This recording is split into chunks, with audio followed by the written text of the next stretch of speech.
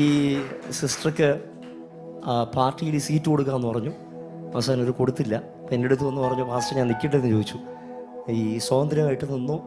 കഴിഞ്ഞ ദിവസം ജയിപ്പാനിടയായി. അപ്പോൾ വന്നപ്പം കർത്താവ് വ്യക്തമായി പറഞ്ഞു, ജയിക്കുമെന്ന് പറഞ്ഞു.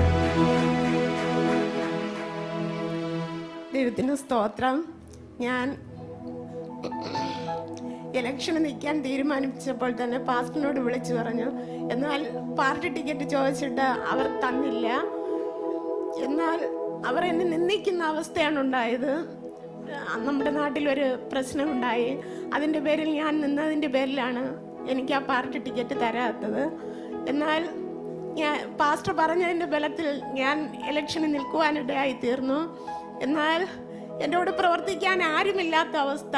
എന്നാൽ എല്ലാ പാർട്ടിക്കാരും എനിക്ക് പിന്തുണ ഉണ്ടായിരുന്നു. പക്ഷേ ഞങ്ങളുടെ ഇറങ്ങുവാനോ പ്രവർത്തിക്കുവാനോ ആരും ഉണ്ടായില്ല. എൻ്റെ മകനും എൻ്റെ ഭർത്താവും പിന്നെ ഞങ്ങളുടെ വീടിനടുത്തുള്ള 2-3 ആൾക്കാർ മാത്രമേ ഉണ്ടായുള്ളൂ.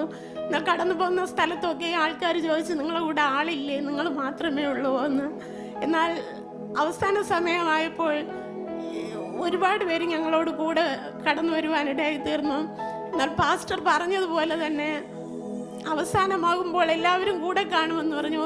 ഞങ്ങളുടെ ദേശത്തിലെ ഓരോ ഇടങ്ങളിലും ഞാൻ അറിയാത്തവർ പോലും എനിക്ക് വേണ്ടി വോട്ട് പിടിക്കുവാനിടയായി തീർന്നു.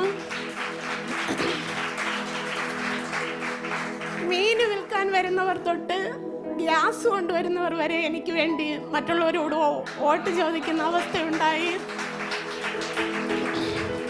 എനിക്കറിയൂടാ. ഞാൻ ചിന്തിച്ചത് എൻ്റെ കൂടെ ഒരു ഫ്ലക്സ് വയ്ക്കുവാൻ പോലും ആരും കാണുകയില്ല, എൻ്റെ മക്കൾ മാത്രമേ കാണുകയുള്ളൂ എന്നാണ് ചിന്തിച്ചത്. എന്നാൽ ആ സ്ഥാനത്തൊക്കെയും ദൈവം കൂടെ ഇരുന്ന് എല്ലാ കാര്യാദികളിലും കൂടെ ഇരുന്നു. ഇലക്ഷൻ സമയത്ത് നോമിനേഷൻ കൊടുത്ത സമയത്ത് തന്നെ എൻ്റെ അച്ഛൻ ഈ ലോകം വിട്ട് മാറ്റപ്പെടുവാനിടയായി തീർന്നു. 16-ൻ്റെ അന്നാണ് ഇലക്ഷൻ നടന്നത്. ഞാൻ മാനസികമായി വളരെ ഭാരപ്പെട്ടായിരുന്ന അവസ്ഥയാണ്. എന്നാൽ പാസ്റ്ററിന്റെ പ്രാർത്ഥന എനിക്ക് ബലമായിരുന്നു. ഇലക്ഷൻ്റെ അന്ന് വോട്ട് നടന്നുകൊണ്ടിരുന്ന സമയത്ത് ഉച്ച സമയമായപ്പോൾ പാസ്റ്റർ എന്നെ വിളിക്കുവാനും പാസ്റ്റർ കണ്ണുനീരോടുകൂടി എനിക്ക് പ്രാർത്ഥിക്കുവാനിടയായി തീർന്നു. എന്നിട്ട് പറഞ്ഞു, ജയിച്ചു കഴിഞ്ഞു സഹോദരി എന്ന്.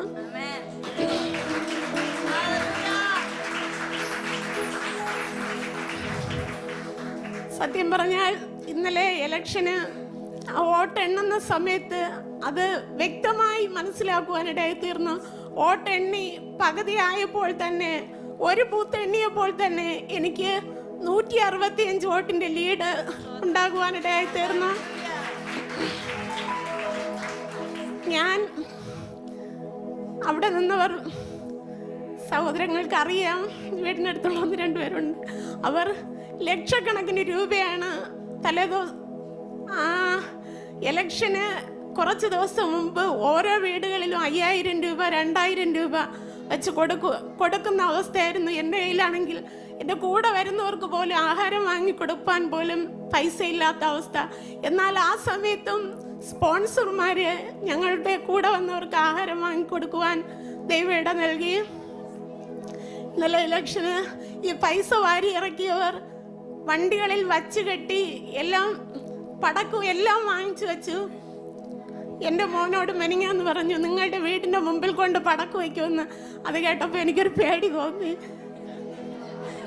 ഞാൻ ഇന്നലെ വോട്ട് നടക്കുന്നതിൻ്റെ അവിടെ പോവാതെ എൻ്റെ വീട്ടിൽ നിന്ന് മാറി വേറൊരു വീട്ടിൽ ചെന്ന് ഒളിച്ചിരുന്ന അവസ്ഥയായിരുന്നു. എന്നാൽ ഉച്ചയായപ്പോൾ അവർ വിളിച്ചു പറഞ്ഞു, ചേച്ചിക്ക് 136 വോട്ടിന്റെ ലീഡുണ്ട്, ചേച്ചി പെട്ടെന്ന് വരും വന്നു. എന്നിട്ട് ഞാൻ പറഞ്ഞു, എന്തായാലും കുറച്ചുകൂടെ കഴിഞ്ഞിട്ട് ഞാൻ വരാമെന്ന്. എന്നാൽ വോട്ട് എണ്ണി തീർന്നപ്പോൾ 575 വോട്ടും